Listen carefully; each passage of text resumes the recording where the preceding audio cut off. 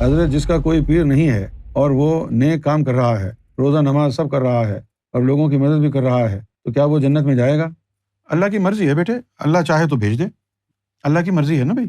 اس نے کہہ دیا ہے قرآن شریف میں کھلے عام مالک یوم الدین، اس دن کا وہ مالک ہے۔ یہ نہیں ہے کہ بھائی اس نے نمازیں پڑھی ہیں تو یہ جنت میں جائے گا اور گناہ گار بیچارے یہیں بیٹھے رہ جائیں گے۔ اس کی مرضی ہے، جس کو چاہے بھیج دے۔ ایک دن بھی نماز نہ پڑھنے گیا ہو کوئی، ایک دن بھی اس نے جو ہے روزہ نہ رکھا ہو، اللہ کی مرضی ہے۔ اللہ چاہے تو بھیج دے بغیر کسی حساب کتاب کے جنت میں، کسی کو بھی بھیج دے۔ اللہ کو تھوڑی فرق پڑتا ہے کہ یہ مسلمان ہے، ہندو ہے، سکھ ہے، عیسائی ہے۔ جس کے اوپر اس کا کرم ہو جائے، فضل ہو جائے، چلو بھائی جاؤ جناب۔ اب اللہ نے اگر کہہ دیا جاؤ تو کون روکے گا؟ ہے گا کوئی روکنے والا؟ تو یہ مت سمجھنا کبھی بھی کہ میرے اعمال اچھے ہیں، میں نے نمازیں روزے بہت کیے ہیں تو میں نے تو جانا ہی جانا ہے جنت میں۔ اس دھوکے میں نہیں رہنا۔ یوم محشر میں لوگوں کی بخشش اعمال کی بنیاد پر نہیں ہوگی، جو بھی بخشا گیا اللہ کے فضل سے بخشا جائے گا۔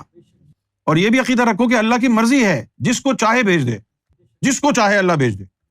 اور آپ پھر کہیں جی میں نے تو نمازیں پڑھی تھیں، آپ نے تو میرے ساتھ زیادتی کی، وہ نمازیں اٹھا کے منہ پہ دے مارے۔ اس کی مرضی ہے، وہ مالک ہے، وہ خالق ہے، اس کی مرضی ہے، وہ مالک ہے۔ تو جہاں تک اس بات کا سوال ہے کہ بھائی میرا کوئی پیر نہیں ہے لیکن روزہ نماز کرتا ہوں، لوگوں کی مدد کرتا ہوں، کیا جنت میں جاؤں گا؟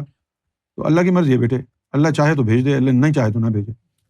تو اس گیم میں رسک ہے، چلے بھی جاؤ گے ہو سکتا ہے نہ بھی جاؤ، لیکن ایک راستہ ایسا ہے جس میں رسک نہیں ہے، رسک فری ہے۔ وہ رسک فری وہ کون سا ہے؟ روحانیت کا۔ اگر تیرے دل میں اللہ کا نور چلا گیا، بھائی یوم محشر تو بعد میں آئے گا نا، جب ذکر قلب لیا تو پہلے ہی اللہ کی منظوری آ گئی نا، اللہ کی رضا پہلے ہی حاصل ہو گئی، یوم محشر سے پہلے حاصل ہو گئی۔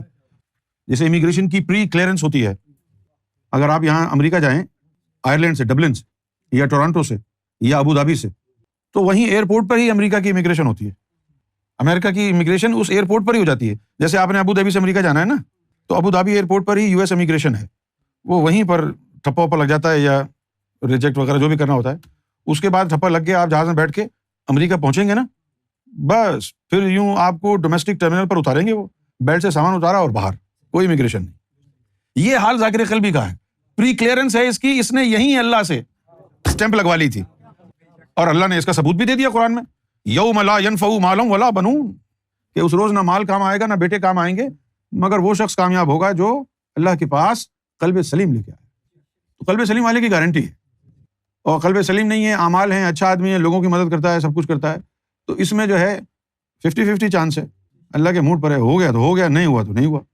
اب اللہ کے معاملے میں اور امریکہ کے معاملے میں چانسز لے لینے چاہیے، چانسز نہیں لینے چاہیے، پہلے سے کام پکا کر کے جائے آدمی، ذکر قلب چل جائے، آپ گھوڑے بیچ کے سو جاؤ، کیونکہ بھائی اللہ نے جو کنڈیشن رکھی ہے، شرط رکھی ہے، وہ تو آپ کو زندگی میں ہی اللہ نے عطا کر دی ہے۔ پیا بھے تھانے دار، اب ڈر کاہے کا ہے؟ اب تو بڑے دھڑلے سے قبر میں جانا، سرکار نے تو فرمایا ہے کہ منکر نکیر کو ستانا، ایسے جواب نہیں دینا، ستانا ان کو، تو کتنی بڑی عطا ہے یہ۔ آج تو ذکر قلب عام لوگوں کو مل رہا ہے، تو آپ کو رسک لینے کی کیا ضرورت ہے؟ ذکر لیں، اللہ کا کرم، اللہ کا فضل ہو گیا، دل میں اللہ کا نام اتر گیا تو بس وارے نیارے ہو گئے، اب کسی ڈر و خوف کی ضرورت نہیں۔